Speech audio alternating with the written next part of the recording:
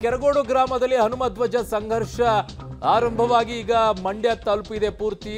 ಪಾದಯಾತ್ರೆ ಉದ್ದಕ್ಕೂ ಕೂಡ ಕಾಂಗ್ರೆಸ್ ಫ್ಲೆಕ್ಸ್ಗೆ ಕಲ್ಲು ತೂರಾಟವನ್ನ ಮಾಡಿದ್ದಾರೆ ಪ್ರತಿಭಟನಾಕಾರರ ಮೇಲೆ ಪೊಲೀಸರು ಲಾಠಿ ಚಾರ್ಜ್ ಅನ್ನ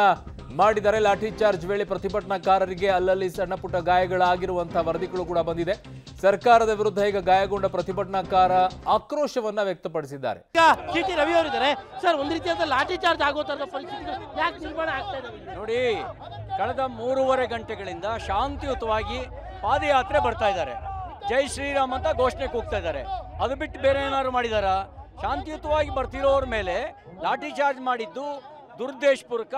ಗಲಭೆ ಹುಟ್ಟಾಕಬೇಕು ಅನ್ನೋ ಸಂಚಿನ ಭಾಗವಾಗಿ ಲಾಠಿ ಚಾರ್ಜ್ ಮಾಡಿದ್ದಾರೆ ಅಂತ ಭಾವಿಸಾಗುತ್ತೆ ಈಗ MLA ಫ್ಲೆಕ್ಸ್ಗೂ ಅಷ್ಟೊಂದು ಸೆಕ್ಯೂರಿಟಿ ಅವಶ್ಯಕತೆ ಕಾಣ್ತಾ ಇದೆಯಾ ಯಾಕಂದ್ರೆ ನೋಡಿ ಪ್ರಜಾಪ್ರಭುತ್ವದಲ್ಲಿ ಅವರು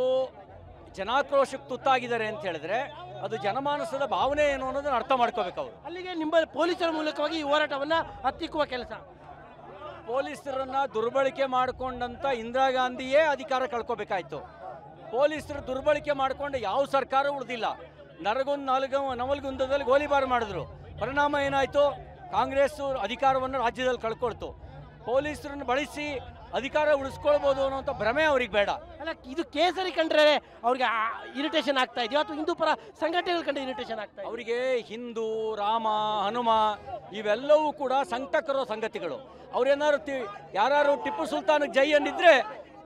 ಇವ್ರಿಗೇನೋ ಇವ್ರ ಅಜ್ಜ ಮುತ್ತಚ್ಚಿಗೆ ಜೈ ಅನ್ನಂಗೆ ಖುಷಿ ಪಡೋರು ರಾಮನಿಗೆ ಜೈಕಾರ ಆಗ್ತಿರೋದು ಹನುಮನಿಗೆ ಜೈಕಾರ ಆಗ್ತಿರೋದು ಅವರಿಗೆ ಸಹಿಸಕ್ ಆಗ್ತಾ ಇಲ್ಲ ಅಂದ್ರೆ ನೀವು ಬಿಜೆಪಿ ರಾಜಕಾರಣ ಮಾಡ್ತಾ ಇದ್ದೀರಿ ಇಲ್ಲಿ ಅಂತ ಚಲುವರಾಯ ಸ್ವಾಮಿ ಹೇಳ್ತಾ ಇದ್ದಾರೆ ಈಗ ಧ್ವಜ ತೆಗೀರಿ ಅಂತ ಚಲುವರಾಯ ಸ್ವಾಮಿ ಅವರಿಗೆ ನಾವು ಹೇಳಿದ್ವಾ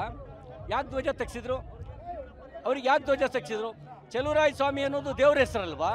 ದೇವ್ರ ಹೆಸರು ಇಟ್ಕೊಂಡು ಹನುಮನ ಧ್ವಜ ತೆಗ್ಸಿದ ಅಪರಾಧ ಅಲ್ವಾ ನಾಚಿಕೆ ಆಗಲ್ವಾ ಅವರಿಗೆ ಇದು ಮಾಜಿ ಸಚಿವ ಸಿಟಿ ರವಿ ಅವರ ಮಾತು ಅಂದ್ರೆ ಪೊಲೀಸರ ಮೂಲಕವಾಗಿ ಹೋರಾಟವನ್ನ ಹತ್ತಿಕ್ಕುವ ಕೆಲಸವನ್ನ ರಾಜ್ಯ ಸರ್ಕಾರ